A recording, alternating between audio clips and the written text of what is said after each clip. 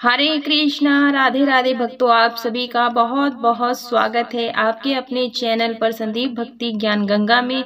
भक्तों, आज मैं आपको एक विशेष पूजा बताने जा रही हूँ जो कि की जाती है कार्तिक पूर्णिमा से अगले दिन पड़वा के दिन, यानी कि एकम प्रतिपदा के दिन ये पूजा की जाती है। यहाँ पर एक कथा कही जाती है, इसे चीड़ा चिड़ी की कथा भी कही जाती है। इसके लिए हमें क्या क्या सामग्री चाहिए होती है, सबसे पहले हम वो देख लेते हैं। तो देखिए, इसमें एक घर बनाया जाता है। घर बनाने के लिए आप चावल ले सकते हैं, चावल नहीं है तो आटा ले सकते हैं या फिर खीर ले सकते हैं। उसके बाद हमें भोग लगाने के लिए एक जल का लोटा चाहिए और एक जैसे मोमबत्ती चाहिए सजाने के लिए, रोशनी करने के लिए। इस प्रकार से हमें रखना है। और यहाँ पर मैंने 5 दिए लिए हैं। जितना बड़ा आपको घर बनाना है आप उतने हिसाब से, जितने कमरे बनाएंगे उतने हिसाब से आप दीपक ले सकते हैं। धूप बत्ती बना ले, सुगंध अर्पित करने के लिए माचिस रख ले और इसमें रोली ले लें, अक्षत ले लें, चंदन ले लें टीका करने के लिए और थोड़े से सफ़ेद तिल ले लें। तो इस तरह से हमें ये लेना है और कुछ फूल ले लें आप। अगर आपके पास फूल नहीं है तो आप बिना फूल के भी इस पूजन को कर सकते हैं। भक्तों, इस तरह से खील और बताशे का भी भोग लगाया जाता है, तो आप खील बताशे भी ले लें। दक्षिणा जरूर से ले लें, आप अपने सामर्थ्य के अनुसार से कम या ज़्यादा ले सकते हैं। उसके बाद भक्तों, आज के दिन खिचड़ी का बहुत ज़्यादा महत्व रहता है, तो खिचड़ी आज के दिन बनाई जाती है और इस तरीके से खिचड़ी दान भी की जाती है। हरे मूंग की दाल और चावल को मिला करके खिचड़ी दान की जाती है। उसके बाद हमें गूथा हुआ बिना नमक का आटा चाहिए। हम इससे चीड़ा चिड़ी बनाएंगे, तो इस प्रकार से बिना नमक का चाहिए आटा। इस प्रकार से हमें ये पूरी सामग्री चाहिए होती है।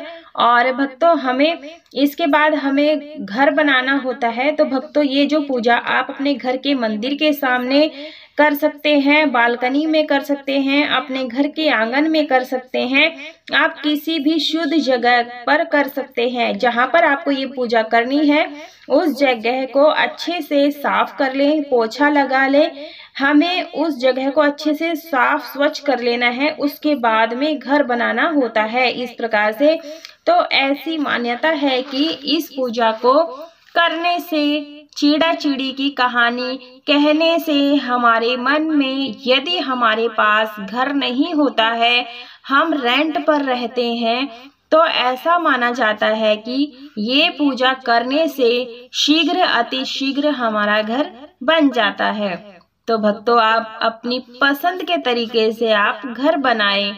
2 BHK या 3-4 BHK घर, जैसा भी आप छोटा या बड़ा बनाना चाहते हो, अपनी इच्छा अनुसार जैसा भी घर चाहते हो आप वैसा घर बना लें। तो देखिए, हमारा घर इस तरह से बन रहा है। आप भी इस तरह से बनाते रहें। भक्तों, घर बनाते समय आप एक मंत्र का जाप जरूर से करें। ओम नमो भगवते वासुदेवाय नमो नमः। देखिए, पीछे मैंने एक बालकनी बना ली है और 4 रूम बना लिए हैं, बीच में स्पेस छोड़ दिया है, घर का रास्ता मेन डोर बना दिया है और सभी घरों को पहले हम स्वास्तिक बना लेंगे घर के बीचों बीच में। ऐसा स्वास्तिक बनाने से घर में शुभता आती है, तो आप चंदन से, रोली से स्वास्तिक जरूर से बनाएं इस प्रकार से। तो देखिए, हमने घर बना लिया है। इस घर को बनाते समय भगवान से प्रार्थना करें कि हमारा घर शीघ्र ही बन जाए। तो देखिए, हमने ये घर बना लिए हैं, स्वास्तिक भी बना लिया है। अब इसके बाद में हम बिना नमक के आटे से चीड़ा चिड़ी यानी 2 चिड़ियाएं बनानी है, एक चीड़ा और एक चिड़ी। तो मैंने 2 लोइयां काट ली है। तो एक इस कथा का बहुत ही ज्यादा महत्व माना जाता है। भक्तों, कहा जाता है कि जब हम कार्तिक स्नान करते हैं ना, कार्तिक पूजा करते हैं, तो वो पूजा तभी संपूर्ण होती है जब हम इस कहानी को कहते हैं लास्ट में। तो देखिए, मैंने यहाँ जो बड़ी लोई काटी थी उससे हमने चीड़ा बना लिया है, यानी बड़ी चिड़िया बना ली है। यदि कार्तिक स्नान किया है आपने, तो आप इस कथा को करेंगे ही करेंगे। लेकिन अगर नहीं भी किया है तो भी इस कथा और पूजन को कर सकते हैं। तो इस प्रकार से देखिए हम चीड़ा को और चिड़ी को यहाँ पर स्वास्तिक के ऊपर विराजमान कर देंगे। यदि आप घर बनाने की इच्छा रखते हैं भक्तों, देखिए इस तरीके से हमने चीड़ा चिड़ी बना लिया है, आंखें लगा दिए हैं काली मिर्च से। भक्तों यदि आपके पास अपना घर है तो अगर आप इस पूजा पाठ को करते हैं तो आपका और भी अच्छा बड़ा घर बनने की संभावना बढ़ जाती है। तो देखिए भक्तों हम इस तरीके से अपने घर में स्वास्तिक बना लिए हैं। शुभ चिन्ह बनाना होता है, चंदन से बना लेंगे और अच्छे तरीके से स्वास्तिक बना करके हम सभी घरों में भी टीका कर देंगे, क्योंकि घर को कभी खाली नहीं छोड़ा जाता है। तो शुभता है, यदि आप एक मंजिल है आपका घर तो 2 मंजिल हो जाए। यदि आप रेंट पर रहते हैं तो आपका नया घर बन जाता है। तो इसी प्रकार से भावना से ये पूजा की जाती है। तो जितने भी हमने कमरे बनाए हैं तो इस तरीके से सभी घरों में टीका लगा देंगे और अपने द्वार पर भी टीका लगा देंगे, मैंने लगा दिया है। और फिर उसके बाद हम यहाँ खील रख देंगे, क्योंकि घर को कभी भी खाली नहीं छोड़ा जाता है, कुछ ना कुछ अनाज जरूर से रख दे। चंदन रोली से हम चीड़ा चिड़ी का टीका कर देंगे, सभी घरों में हम टीका कर देंगे। तो ये पड़वा के दिन बनाया जाता है, कार्तिक पूर्णिमा के अगले दिन बनाया जाता है। तो हम इस तरीके से चीड़ा चिड़ी है ना, इन जोड़े को हम यहाँ पर बिठा दिए हैं, विराजमान कर दिए हैं, तो बहुत ही शुभ रहता है। यदि आपकी इच्छा है खुद का घर बनाने की तो आप जरूर से इस पूजन को करें। तो देखिए जितने भी मैंने कमरे बनाए थे, बालकनी है, रूम है, सभी में हमने दीपक लगा दिए हैं। इस प्रकार से आप दीपक घी के, देसी घी के या तिली के तेल के बना सकते हैं। उसके बाद जो मुख्य द्वार है वहां पर आप दीपक भी लगा सकते हैं, मोमबत्ती भी लगा सकते हैं। तो देखिए मैंने अच्छी प्रकार से लगा दिया है। उसके बाद हम सभी कमरों में, बालकनी में, यहाँ पर हम पुष्प अर्पित कर देंगे। तो भक्तों इस प्रकार से हमें जो चिड़ा चिड़ी बनाए हैं उनको भी हमने चुग्गा डाल दिया है खील बताशे का, फिर हमने टीका भी कर दिया है। इस प्रकार से फूल अर्पित करेंगे। उसके बाद में हम सभी कमरों में दिया रख दिए हैं। मैंने घी बताई है, यदि आप घी का लगाते हैं तो अति उत्तम है, नहीं यदि घी नहीं है तो आप तिल के तेल का भी दीपक जला सकते हैं।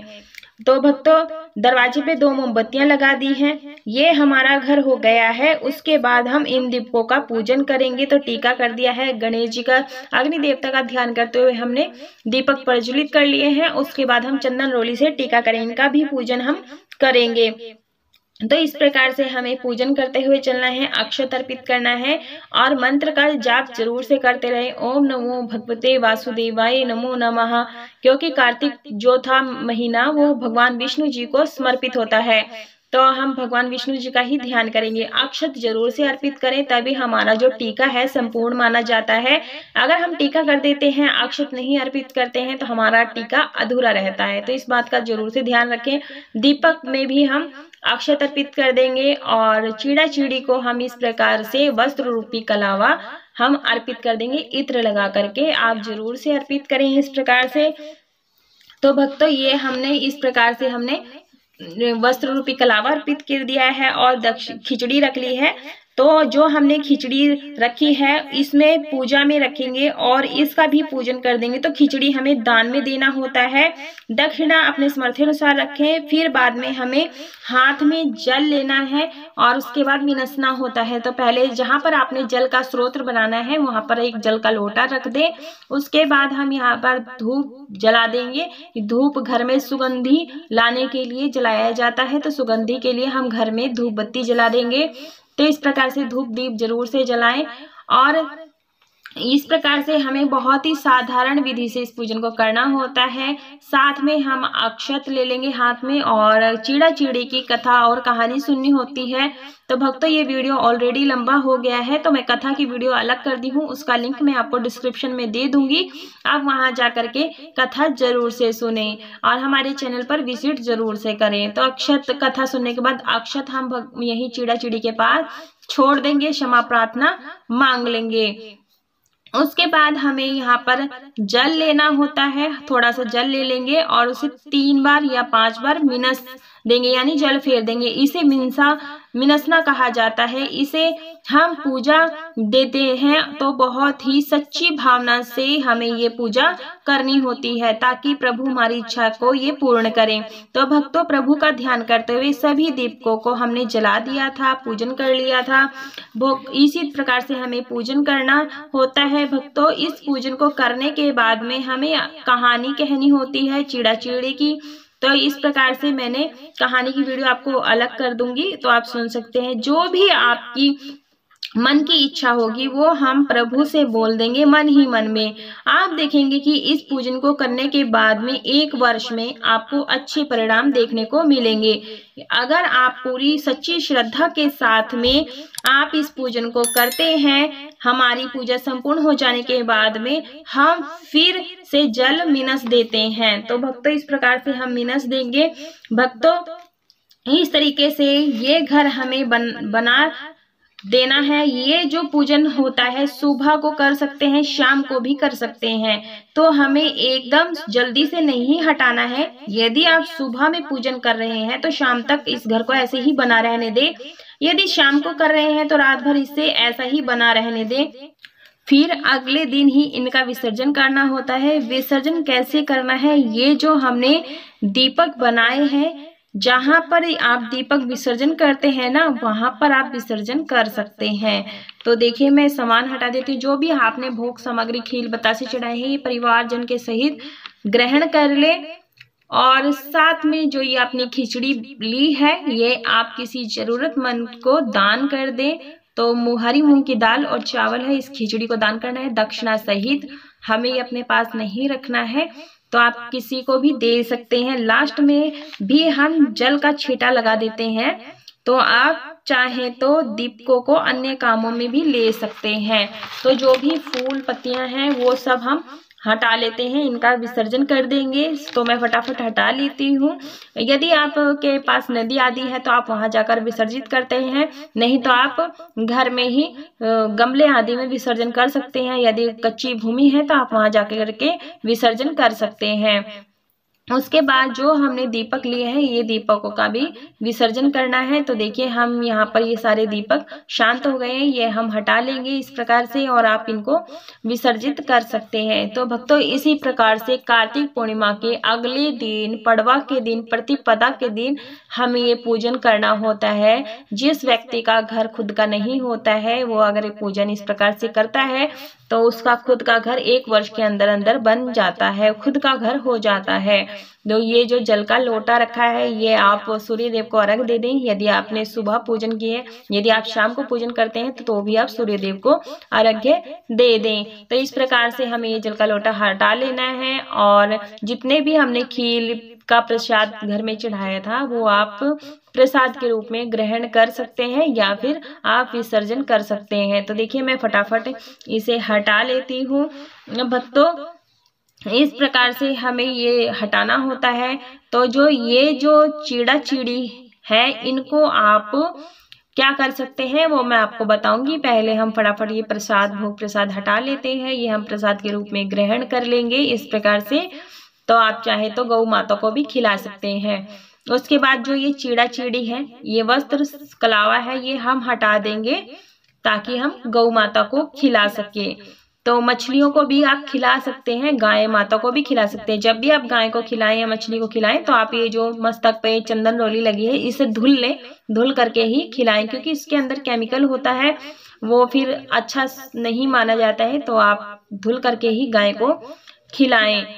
और भक्तों, इसी प्रकार से हमें विसर्जन करना है। जो ये इन चावलों से घर बनाए हैं, इनको इकट्ठा कर लेंगे। आप चाहे तो इन चावलों को गाय माता को खिला सकते हैं, आप चाहे तो खिचड़ी निकाली है ना, उसी में मिला करके दान कर सकते हैं। तो मैं भक्तों इस तरह से इकट्ठा कर लूंगी। भक्तों, कार्तिक पूर्णिमा के अगले दिन यानी पड़वा के दिन, एकम तिथि को, प्रतिपदा के दिन आपको ये पूजन करना अवश्य रूप से करना होता है। यदि आपके पास घर है तब भी करना चाहिए, ताकि आपका घर और समृद्ध बने। और यदि नहीं है तो आप अपना नया घर बनवाना चाहते हैं तो भी भगवान इस भावना से आप ये पूजन करें। आशा करती हूँ आपको यह जानकारी पसंद आई होगी। यदि वीडियो पसंद आई है तो वीडियो को लाइक कीजिए, ज़्यादा से ज़्यादा शेयर कीजिए। अगर चैनल पर पहली बार आए हैं तो चैनल को सब्सक्राइब जरूर से कर लीजिएगा और बेल आइकन के घंटे को भी प्रेस कर लीजिएगा ताकि आने वाली वीडियोस की नोटिफिकेशन आप सभी को सबसे पहले मिल सके।